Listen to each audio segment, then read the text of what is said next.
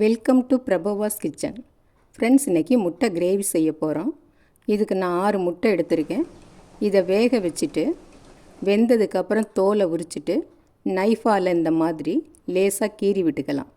இந்த மாதிரி கீறி விடுறதுனால மசாலாவில் இருக்கிற உப்பு காரமெல்லாம் இறங்கி சாப்பிட்றதுக்கு நல்லாயிருக்கும்.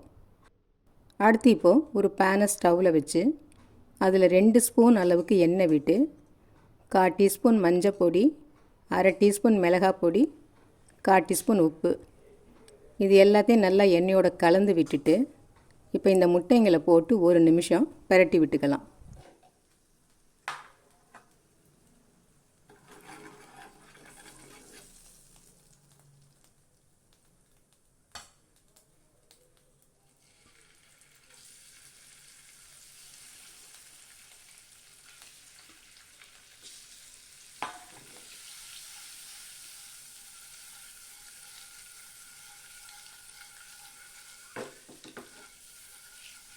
இப்போ எல்லா முட்டையிலையுமே உப்பு மிளகாய் பொடி படுற மாதிரி நல்லா பிரட்டி விட்டாச்சு.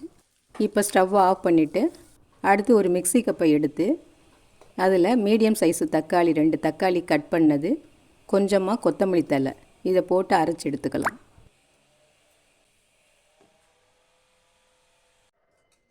அடுத்து இப்போ ஒரு கடாயை ஸ்டவ்வில் வச்சு அதில் 2 ஸ்பூன் அளவுக்கு எண்ணெய் விட்டுக்கலாம். ஒரு சின்ன துண்டு பட்டை, 2 கிராம்பு, ஒரு ஏலக்காய் போட்டுட்டு ஒரு 1/4 டீஸ்பூன் அளவில் சோம்பு போட்டு தாளிச்சிக்கலாம். இப்போ இதெல்லாம் பொரிஞ்சு வர சமயத்தில் 2 பெரிய வெங்காயம் பொடியாக கட் பண்ணதை சேர்த்து நல்லா வதக்கிக்கலாம். இந்த வெங்காயம் நல்லா கலர் மாதிரி வர்ற வரைக்கும் வதக்கிக்கலாம்.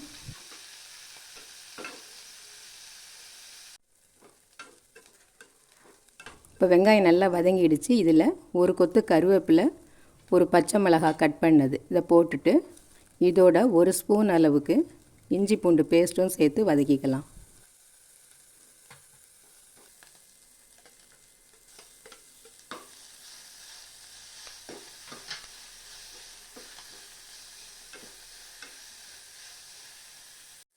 இப்போ இது 1 நிமிஷம் எல்லாம் வதங்கிடுச்சு. இப்போ நம்ம அரைச்சி வச்சுருக்கிற தக்காளியை சேர்த்துக்கலாம். இதோட மிளகாய் பொடி 1 டீஸ்பூனு, கொத்தமல்லி பொடி ஒரு 3/4 டீஸ்பூனு, மிளகு பொடி 1/4 டீஸ்பூனு, சீரகப்பொடி 1/4 டீஸ்பூனு சேர்த்து இது எல்லாத்தையும் ஒரு 2 நிமிஷத்துக்கு பச்சை வாடை போக வதக்கிக்கலாம்.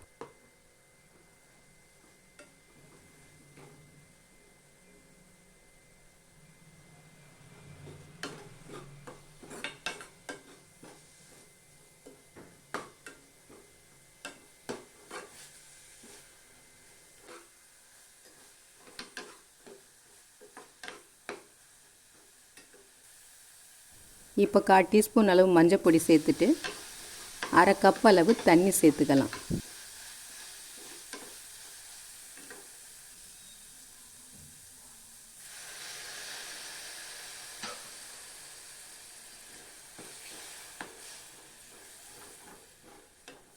இப்போ இது கொதித்து வர்றப்ப தேவையான உப்பு சேர்த்துக்கலாம்.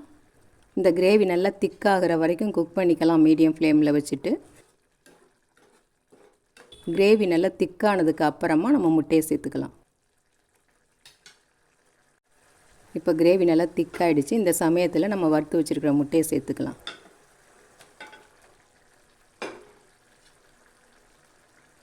எல்லா முட்டையிலுமே இந்த மசாலா படுற மாதிரி நல்லா பிரட்டி விட்டுக்கலாம். இந்த கிரேவி இன்னும் சுண்டி வரட்டும். ஒரு 3 நிமிஷம் வரைக்குமாவது இந்த மசாலாவில் குக் ஆகட்டும்.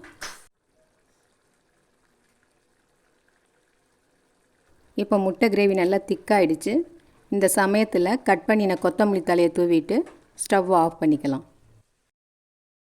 இந்த முட்டை கிரேவி சப்பாத்தி, சாதம் எல்லாத்துக்குமே நல்லாயிருக்கும். நான் இப்போ சாதத்துக்கு தான் சேர்த்துக்கிறேன்.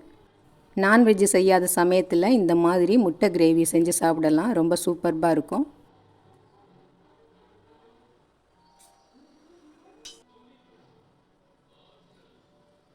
இந்த டிஷ்ஷு பிடிச்சிருந்ததுன்னா லைக் பண்ணுங்கள், ஷேர் பண்ணுங்கள், மறக்காமல் சப்ஸ்கிரைப் பண்ணுங்கள். நன்றி.